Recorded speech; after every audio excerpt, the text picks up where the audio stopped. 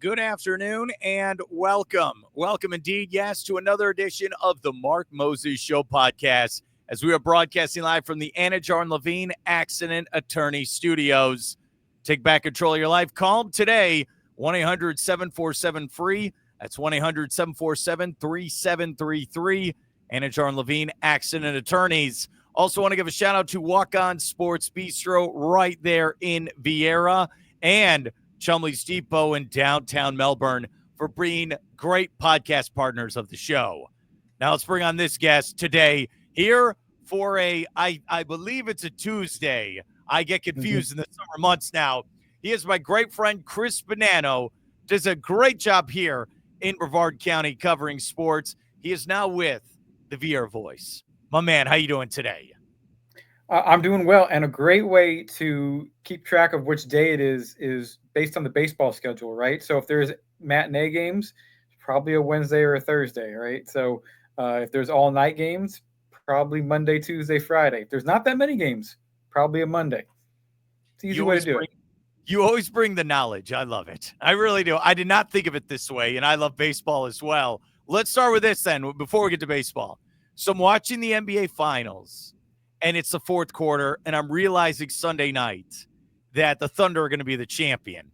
And I put this on Twitter X where I was like, oh, no more hockey, no more basketball.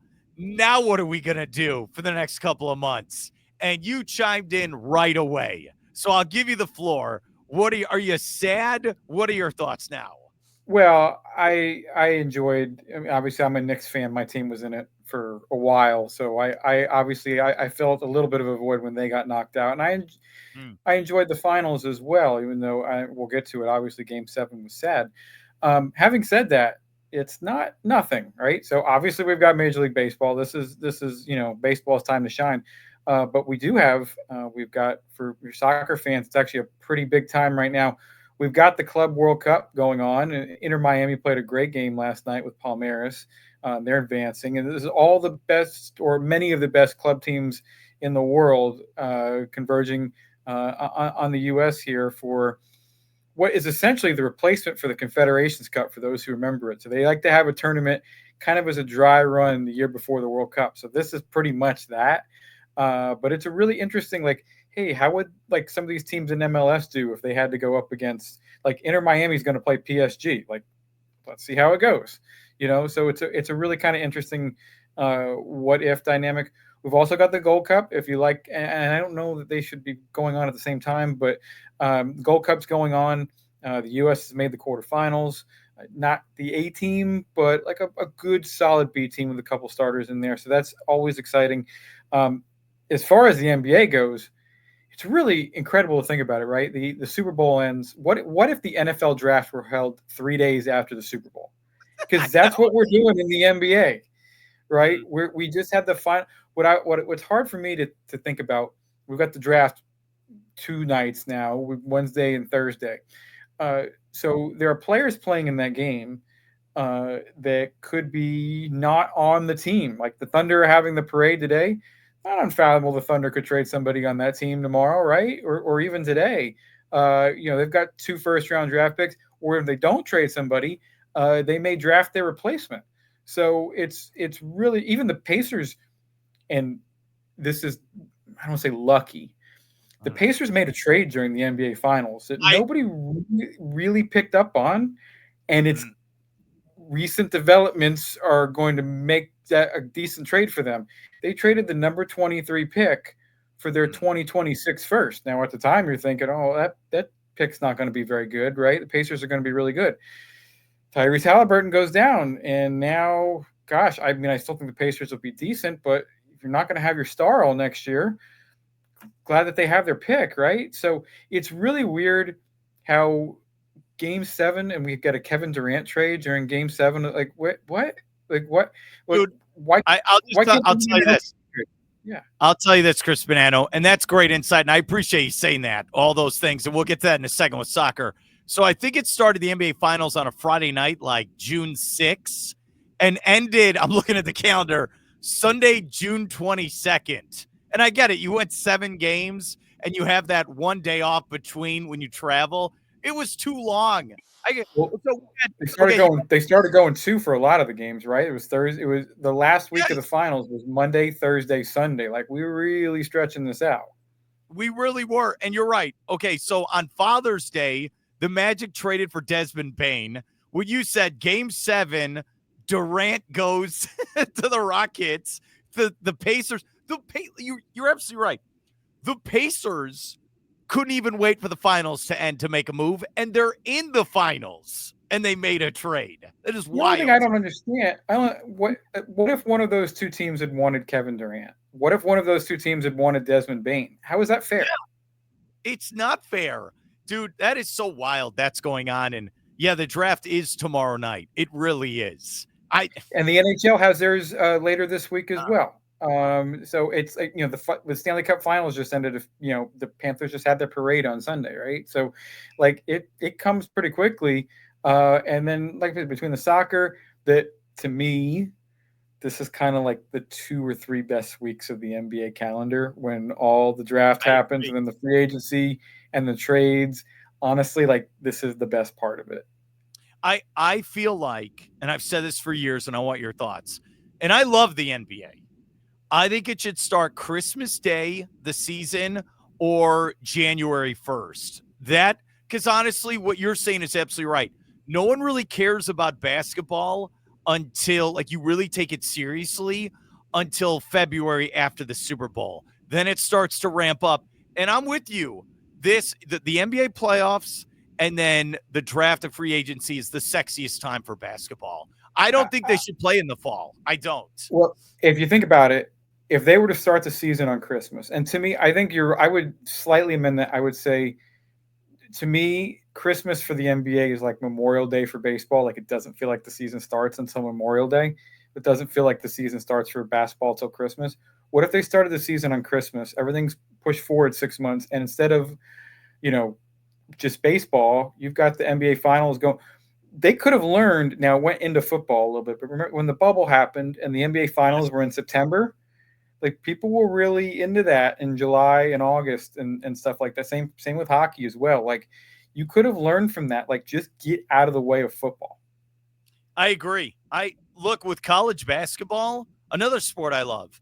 I don't take that seriously until we get to conference tournament. I'm sorry, conference play in January. It's the same thing. Like you're just Yeah. ramping up to get to it. And look, basketball, the best time of year is March Madness to the NBA Finals. That's the bread and butter right there. It is. All right, let's go back to this soccer thing. Okay, so Inter Miami with Messi is playing Sunday in Atlanta in a dome, the Falcons Stadium, I believe, against Yes. PSG, who's the best team in the world right now. Because I think they won the Champions League, they won their They own did. league. They did. Are you excited to watch this on Sunday when they I'm show it? excited to see what happens. It more of a. I think Inter Miami made it just making it to the round of 16. I think they made a pretty good showing for themselves, and they're not the best MLS team either. But No. so it's a good showing for the league. Do I think that they're going to beat PSG? No, but it's a good thing for the league to have them in.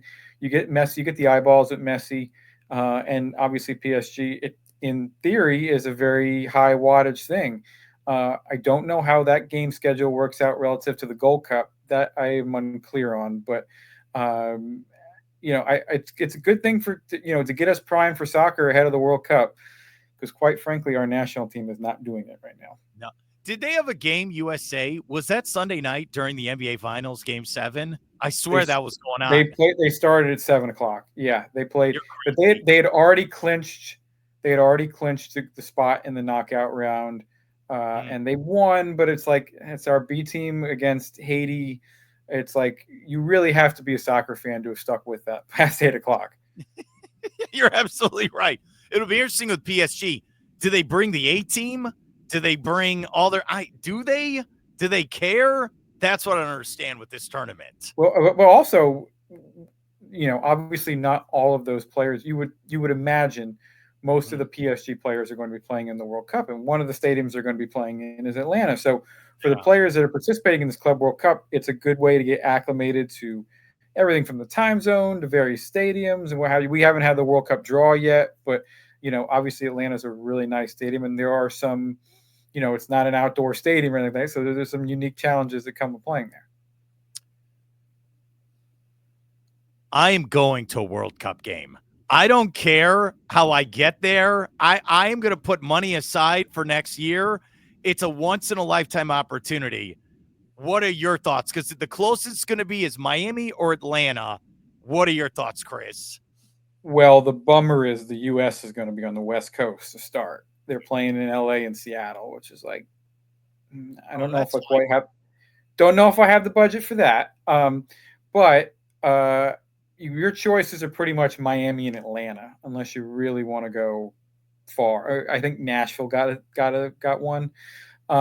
So I'm waiting on the draw, right? I'm waiting on the draw to see. I would go see two random teams. I would too.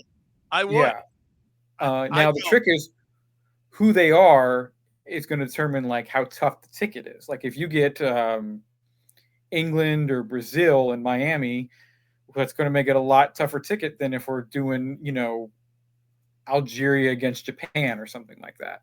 So I don't want to throw those two under the bus. Okay. This is what's funny. I've said this joke for a while. So remember, last summer we had the Argentina versus Colombia game in Miami, and it wasn't working. So people were jumping the fences, going through the vents like they're John McClane to get into the stadium. It's complete chaos. I would not be shocked one of the games we get will be Japan versus Australia. It'll be some game no one wants to go to. There is something that is happening in the Club World Cup. I forget where I saw it, but it's reminding me of the fear I have for the next World Cup. Because it's just FIFA and it's all about money, right? Mm-hmm. They've expanded the World Cup. So you may get more blowouts in the preliminary stage of the World Cup. I thought we were fine where we were at the number of teams, and now we're not. I mean, I would love to see the USA, but really, I'm with you. I would go. I think it would be a great atmosphere, almost no matter who played, and it would be. I don't know if I have to choose. Wouldn't it be better to go to Atlanta just so it's climate controlled? Good point. All right. Miami's in the shade at least, but yeah. Okay, so last time the World Cup was here, it was 94. I was 12 years old. You just think about that, how long ago it's been since we're going to get it. Yeah, so it'll be 32 years. It's kind of like the Olympics. Like, I'm excited just to see anyone play. And dude, I went to Exploria Stadium, Orlando City Stadium, if you don't know what that is or when you're watching us. And I've seen Team USA men play twice there. Amazing for like a qualifier to go to the World Cup. Have you gone to any of those? I have seen the U.S. play in Tampa before. I saw them play Ecuador, and not a capacity. It was at Raymond James. Wasn't a capacity crowd or anything like that, but it was a good atmosphere. Now I will say, if you saw, like for instance, when they played in Austin the other night, I believe they played Saudi Arabia. The crowd was just terrible. I mean, it might have been maybe a third full. Now, part of that apparently is they're really charging a pretty high dollar figure for these games, and they may need to bump that down. But it was not a great look. I think part of that is the fact the U.S. hasn't brought their A team. Part of that is it's going up against the Club World Cup. Part of it, perhaps, it's hot in Austin, Texas, and then part of it is there's no momentum whatsoever with the national team right now. Like getting grouped out of the Copa America, and then having some pretty ugly results before the Gold Cup. It doesn't inspire confidence. Dude, when we saw them last time, me and a bunch of people, bunch of buddies, we were at that Orlando City Stadium, and I was in the wall. That was one of the craziest sporting events I've ever been to in my life. So the hell with Austin, Texas. You come play in Orlando, Florida. It was, dude, you couldn't. It was one of those moments like, I need to go to the bathroom. Don't go in that section. Go to the other side where it's not like all the hooligans are there. It was so much fun. You have to go. That's awesome. That's awesome. You have to do it. All right. Well, and to be fair, it's a big difference, a qualifier with the A team versus a Gold Cup with the B team. I think Gold Cup people are kind of rolling their eyes a little bit at it this time. But that will hopefully we make a good showing for the World Cup. I think we will. Let's go to basketball. Let's go back to it with the NBA. And I'm asking this to everyone, and you're up, Chris Bonanno. Haliburton, he's probably done for next year as well. He might not play basketball for the Pacers again. I don't know, maybe 18 months from now. That's how sad this could be, possibly. Do you like, though, that he went for it, knowing that this could be a possibility, and he played those games 5, 6, and 7? It's admirable. Certainly that he went for it. What is interesting, comparing it to the Kevin Durant situation, right, where he had the calf strain, he was out for a while. I believe he was at the first 4 games of the finals. Came back Game 5 against Toronto. He started off great like Haliburton did, and then the same thing happened. I remember there being a lot, and I mean a lot, of anger towards the Warriors training staff, coach, higher ups, what have you. And there's none of that here with the Pacers.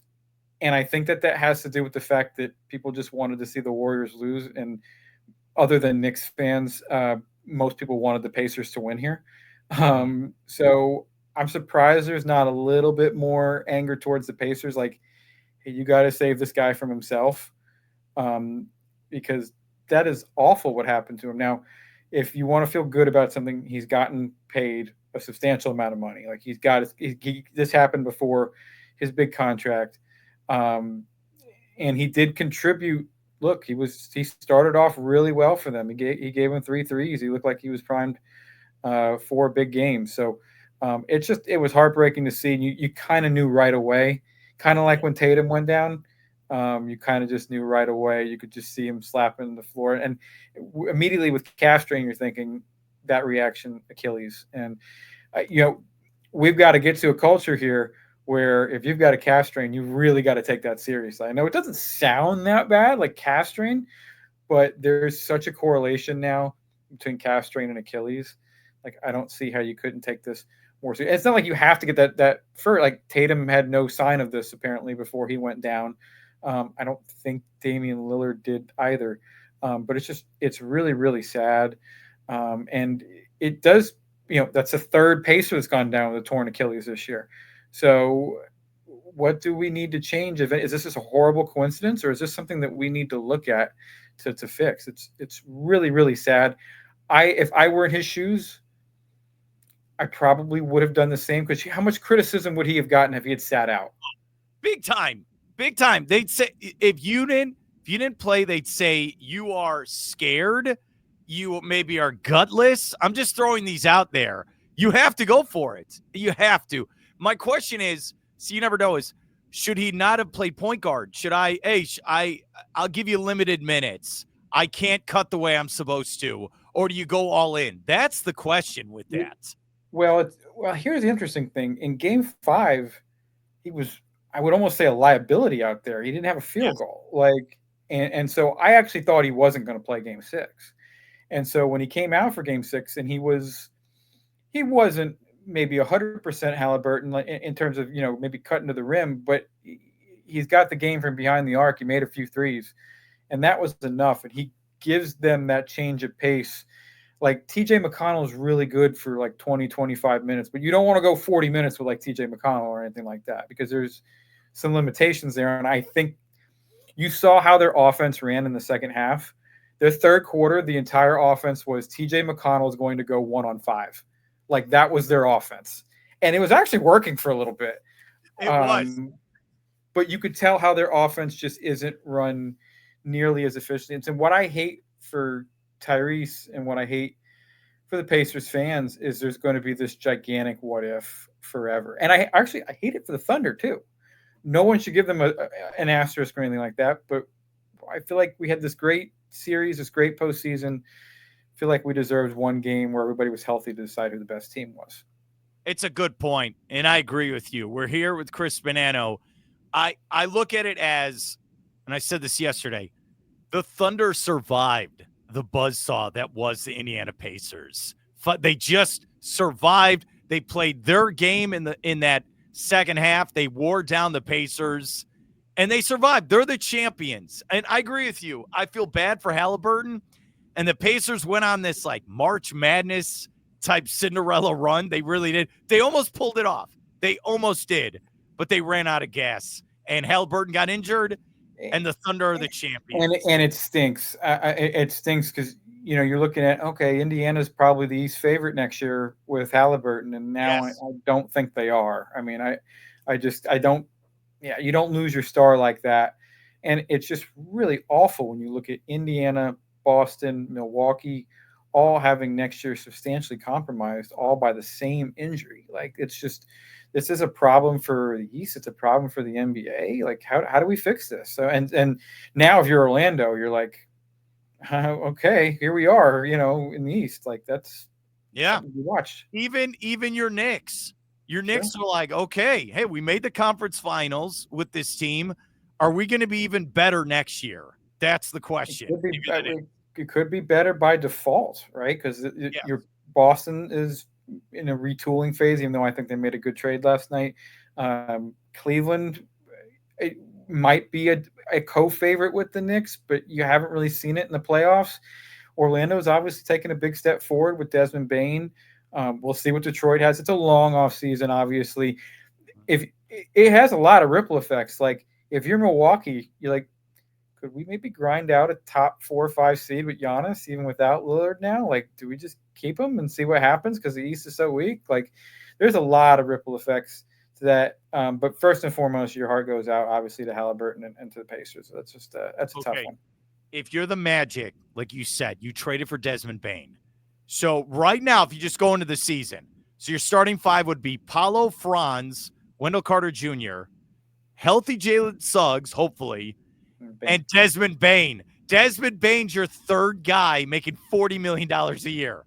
Would you stay put, or would you make one more move in free agency or through a trade? Well, here's the problem. What do you have to make that move now, right? You've exhausted a lot of your draft capital. You don't have cap room to sign anybody big, and there's nobody really big out there for the most part. The second apron, this new collective bargaining agreement is horrible. Like, the idea that if you're above this, your draft pick goes down. You can't aggregate salaries in a trade. Probably one reason why the Suns trade for the Rockets for Durant was sort of panned. I'm borrowing this from the Bill Simmons. It's basically a hard cap is what it is. So the Magic have to be very, very careful. The Knicks are $7 million below the second apron. They're not going over that. So they are, you got to get a deeper bench. Okay, you can't go over that second apron. You're kind of locked into it. So it's just a real punitive thing. And what it's going to do is it's going to break up teams. Like, it's broken up the Celtics. Eventually, it's going to break up the Thunder to an extent when they have to pay Jalen Williams and Chet Holmgren and what have you. And it's aimed for parity. I hate it, but it restricts team building to an extent. So this is the team that the Magic have, essentially. They're pretty deep. I think they're in a good spot. I think Desmond Bane was a really good fit. They needed a shooter in the absolute worst way, a third scorer. Desmond Bane fits the bill.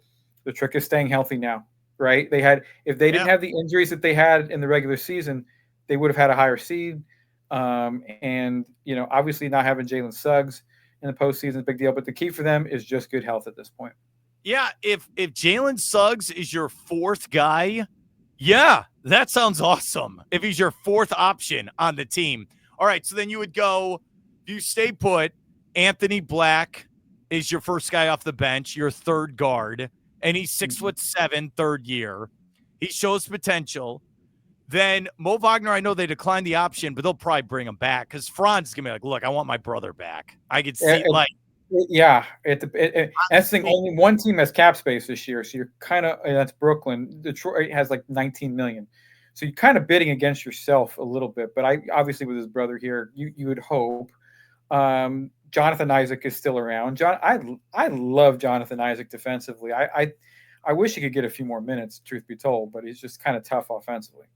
Okay, there's your eighth guy. If you're keeping Isaac and he's under contract, there's your eighth guy. You still have Tristan Da Silva, the second-year guy, who's older, by the way. Didn't really play much down the stretch. Like you said, you have the draft pick as well. this year. So do you trade that pick to try to help yourself out? Well, they traded the pick to Memphis. No, they have another pick. In that this is what happens with some of these teams. So they traded that one to Memphis. Then they have, I think, the 25th pick Wednesday night as well in the first round. Well, this is considered a pretty weak draft at the bottom, but you can get a rotation player at 25. I don't think there's anything stopping you. So if you're able to get in that late for, look, it's not unheard of to get a rotation piece in the second round, right? I know it's a strong outlier, but Nikola Jokic was drafted in the second round. Manu Ginobili, like those, but you don't even need that type of player. You just need a guy to come in 10 to 15 minutes, right? And you can find that in the second round. Yeah. TJ McConnell wasn't drafted, by the way. Wasn't drafted. Alex Caruso, who was great in Game 7, wasn't drafted. Caruso's unbelievable. Absolutely unbelievable defensively. The fact that Pacers made Game 7 with as good, like Oklahoma City is just all-time good defensively. And the fact that they made it that far against them is truly unbelievable. Also speaks very highly to how good Nikola Jokic is, where he pulled a team that doesn't have that much after him to Game 7 against that People don't realize how good Oklahoma City was. Like, kudos to the Pacers for making 7. That's what makes it harder. And then you see, I'm happy to bring this up because Chet Holmgren, I think he kind of figured some things out on defense in Game 7. Like, oh, that's right, I'm 7'3". I could just block these shots. And I think of him. I told this to Coach Billy Mims the other day, and I want your thoughts. I think he's kind of a luxury player for them, where he's still not sure what type of player he wants to be on offense and defense. He's not at his potential, and he's just on the team with them. I think it's insane what they have. Well, SGA is so ball dominant, right? And ball dominant sometimes, I mean, their offense in Game 7 pretty much devolved into, let's give SGA the ball and hope something good happens. And he shot 8 for 27. Like, it was a high. And if it's not him, it's Jalen Williams. So he's their third option. There's only so many touches you're going to get as a third option at this point. Would you like to see him put on a little bit more weight and develop into something more in the post? But he fits exactly what they want. Here's an interesting question, by the way. We're a few years, obviously, after this decision making. Magic get the number 1 pick. Initially, the rumor, right? People were surprised when they went Paolo. Everyone thought they were going Jabari Smith. Now, that obviously proved to not, be good. Jabari Smith's a nice player. He's not in the class of the other two. If the Magic had to do the pick over again, would they take Paolo or would they want Chet? Paolo. I'm so happy you brought this up, and I've been waiting. What have we been on, 28 minutes? I knew you were going to bring this up. I knew it. I've told you a story before, but if you're new to the podcast, I covered that whole draft process when the Magic got the first pick. Everyone came on my show, including you. Everyone gave their opinion. They said, it's Paolo. No, it's Chet. No, it's Jabari Smith. A couple days beforehand, everyone thought it was kind of going to be Chet Holmgren with the first pick. Like, that was going to be the pick. It wasn't until 5 minutes before the pick where a Magic official guy behind the scenes at the Kia Center told me it's Paolo is the pick. And I'm like, are you for real? It's Paolo. When they made the pick on the Jumbotron in front of all those fans in downtown Orlando, Paolo Banchero, the crowd was confused. Like, wait, what? What are we doing? Paolo Banchero. When I went to the press conference, Jeff Weltman came on the microphone, Chris, and was like, Paolo's been our guy since day one. This has been the guy.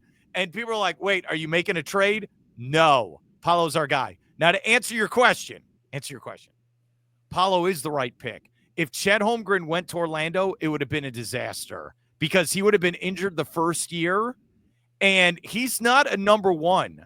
Paolo is a number 1 option on a team. Chet, what you said earlier, Chet is your third option on a contender. That's a perfect fit for Chet. Chet's not a 1 option. He's not. So the right player went the right team. The problem is Chet's now a champion. That's the disagreement you can have. What are your thoughts? Well, Chet has much more to work with on his team than now with Desmond Bane. You can say, okay, you've got a legitimate number 2 and number 3 guy, Paolo. Like, okay, it's time to make some like there is more expectation on the Magic this year than there has been since Dwight Howard has been in Orlando. I agree. The expectation is going to be at least 50 wins. You're going to at least have to win a round in the playoffs, maybe even 2, because you've given up your draft future, right? This is what you've not all of it, but there's still some picks laying around. That Phoenix pick, that Phoenix swap that they gave up next year is going to be pretty valuable. But there's expectation there, so let's see how the Magic handle that. But expectations are good, right? The Magic are going to be on national TV next year. Like people are going to want to watch them play. It's the first time this has happened in a decade. To your point, I think the Magic made the right selection because I think Chet is probably not going to be a guy if you're down 1 with 10 seconds to go. You're going to say, "Go get me 2 points," and Paolo, you can. And look, both players could end up in the Hall of Fame one day. Both of them have that potential. They really do. And it's funny. You bring up like the draft picks, losing them. You're a Knicks guy. You don't care about the draft anymore. You gave them all up for Mikal Bridges. You're there to get to the NBA Finals now for the next 5 years. Isn't that the outlook for the franchise? When you make a trade like that for Mikal Bridges, and especially a little worse in our case because we gave our picks to Brooklyn, so the picks could potentially help a team in our own city get real good. So there's that. I didn't love the trade when we made it. I really don't like it now. No. I think, and this is one thing. Hopefully, Desmond Bane. It's not nearly as big a media market, obviously. I think Mikal Bridges' performance was hurt this year because he was judged on the return that was given. In other words, oh, he's a nice player, but is he worth 5 first-round picks? No, but that's not his fault. He's a third. He was 4th option on the Knicks, honestly. So when you get the 4th amount of touches, you're not going to get 25 points a game. So he reworked his shot, and he wasn't nearly as good from 3 as I think a lot of Knicks fans were hoping. The Villanova thing was there, and they traded DiVincenzo.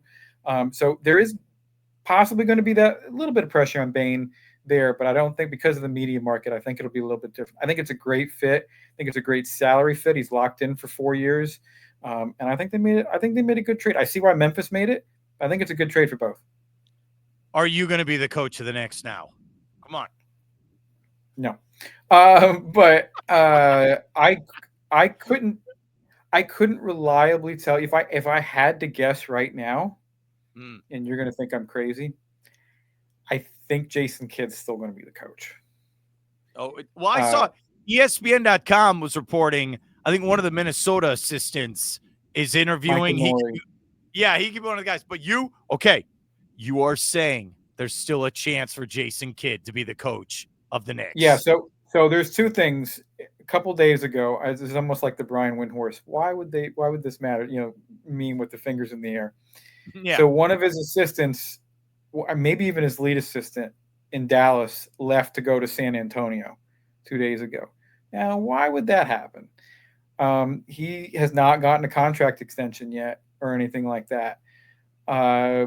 They were apparently one of the teams in on Drew Holiday, so they may be in a win now mode. But the longer he goes without an extension, the longer you kind of wonder if the Knicks eventually don't. Now, I think the Knicks are going to have to give up draft pick compensation, but I think in their heart of hearts, that's their guy. And I think because Brunson played under Kidd, and I really think that's the guy they want. I'd be fine with Taylor Jenkins. I really thought he did a nice job in Memphis. But it would behoove us to get a coach in before free agency because you want to get players in limited numbers. You want to get players in that, to fit a certain system. And then Thibodeau, the coach of the Mavericks, is that what would happen? Like it should be a trade? That's what it sounds like. Thibodeau's going to coach again. I'm sorry. He deserves to get another job. There's no I don't know at 67. I don't know. It's pretty. You're not sure. I'm not positive.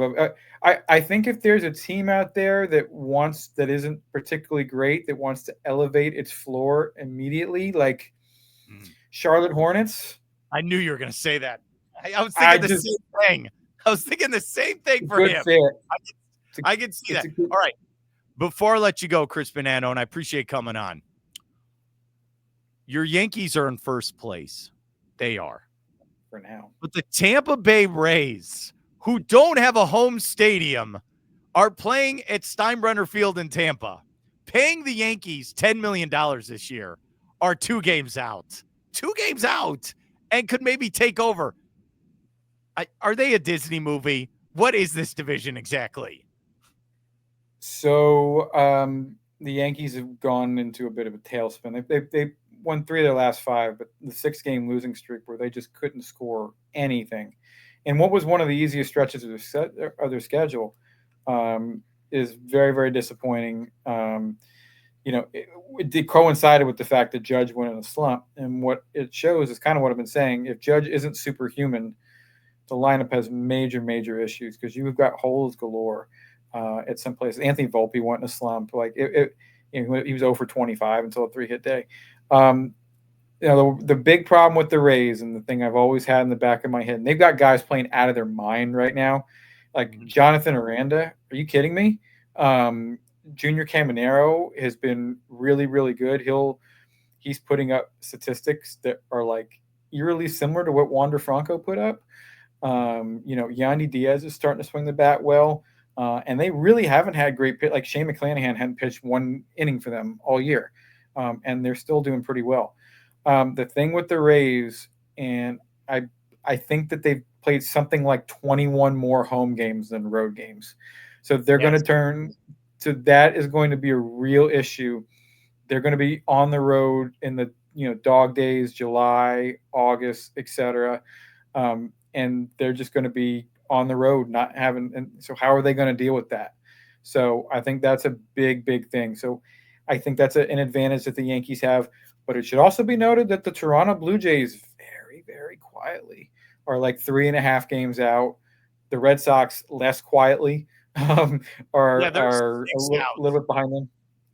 Yeah, I like what did they traded Devers after sweeping the Yankees. And now they're still 6 out. They're only 6 out. They're 2 above 500. They're 2 above 500. I understood why they did the trade because they got out of that contract. It's hard to pay a DH $300 million if he's not going to play in the field for you.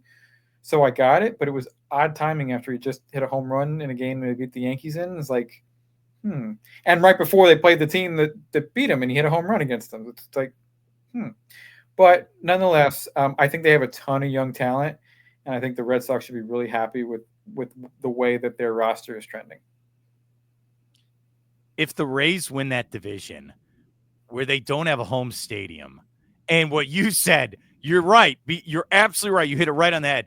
July and August, they're just going to be pretty much on the road, nonstop. If they pull off this division and win it, put Kevin Cash in the Hall of Fame.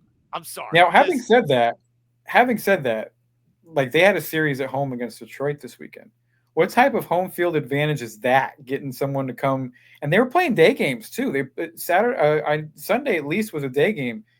Good luck in that heat and humidity coming from Detroit playing in that. Like, I mean, that can't be a lot of fun at all. It can't be a lot of fun to sit in the stands. Like, but that's a home field advantage if you're acclimated to it. But that's the enormous amount of road games is going to make it really, really tough for the Rays. But it's not impossible. They're playing pretty good baseball.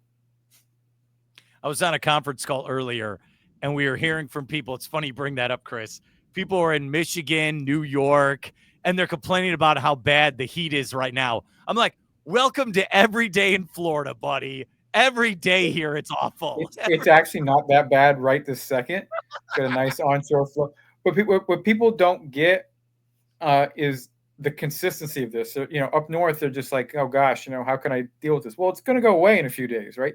It never goes away here. It's just the heat and humidity. Now it is warmer up there than it is down here right now, but they'll get a reprieve and get to normal weather. My favorite part of Florida this time of year is you're right. There'll be a day where it's 100 degrees, heat index 110. Then the sun goes down. You walk around at 8:30 at night. You're like, wow, this is a great breeze. What's the weather? 87 degrees. That's the best, man. It is. What humidity. Can we check? What can we check out the Vieira voice and all your coverage, buddy?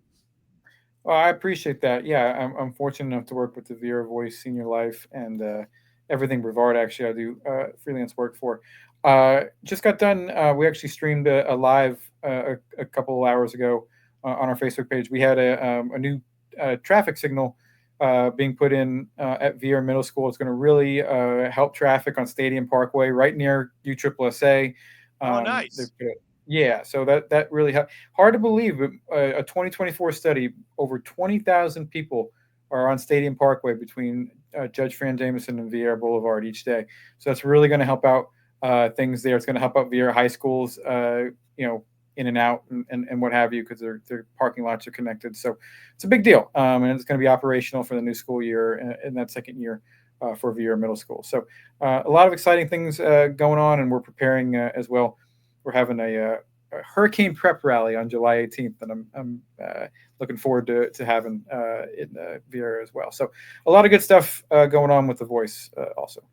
Can you interview then the person that made right around there the 193 exit on 95? Is it Vieira Boulevard? Is it where, you know what I mean? So you get off on 95 and it's like, it's so crazy. Who constructed this? Where, you know what I'm talking about, right? Where you're going sort of the cross pattern there a little bit. The cross pattern. Who came up with that? It's genius, and it's also like a Batman villain came up with this. I don't understand how they even came up. I covered it the day it opened, and I'll tell you what. I feel like the traffic flows pretty smoothly through that that overpass, especially considering how much growth there is in that area. Like, it's just Boros West and everything like that. Because what are they getting? They're getting Dave and Buster's and Top Golf right in that area. Both you got to do shows from Top Golf when it opens. That's got to happen. I've never done that before. I've never been to one. Have you? I have not, but I really want to go. All right. Okay. All right. He is putting it down now. He's putting his foot down. We need a broadcast from there. That's where we're going. All right. I will work on that. Chris Bonanno, my man, thanks for your help. Appreciate it. Have a great day. All right, man. You too.